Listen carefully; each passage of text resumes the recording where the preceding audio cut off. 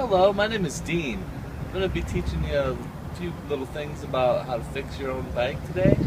I've been working on bikes most of my life, and I know a lot of tips and tricks that can help you along, even while you're at home without any fancy tools.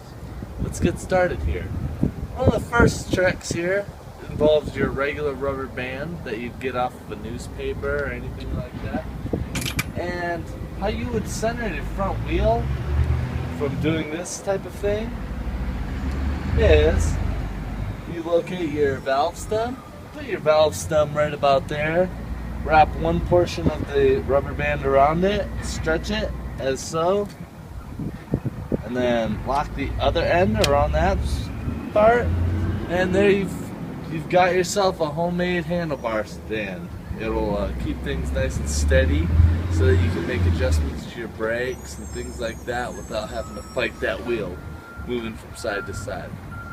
Alright, that could also be done with one of your handy dandy foot straps. They're very easy to come by at any local bike shop, or just get them off an old set of pedals. But same concept, just wrap that around your rim, pull it through just like that, and you have it.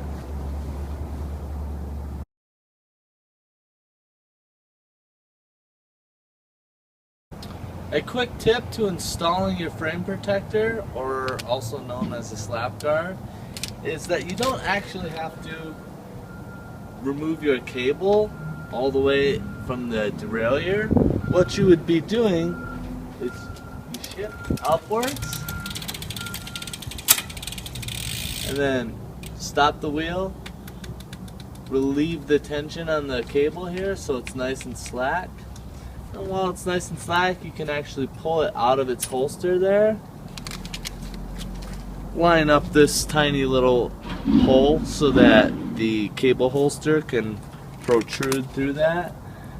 Be mindful not to pinch your cable with this or else it won't run smoothly. Then you slap that thing around there.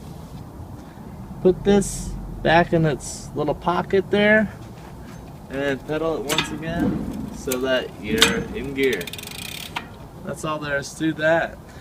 Some frames, however, will give you a nice thick plastic guard. I find that those work as well to protect your paint, but you will still hear the chain pinging off of it from time to time on rough terrain.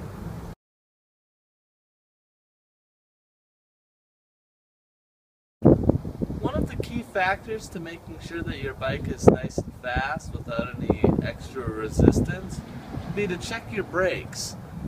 One thing is, with rim brakes, it's very easy to indicate if one arm is springing back more than the other. If you notice, this arm's getting all the action, as where this one's not moving at all. That's due to these little linear springs here, which retain tension just by being bent. So those linear springs need to be positioned under this little tab here, and you'll notice what I'm going to be doing with my Phillips head screwdriver is just give that a turn, give the brakes a couple taps, make sure everything is springing off evenly.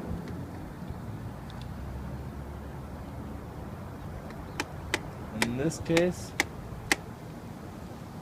that's making the brake pop off the rim.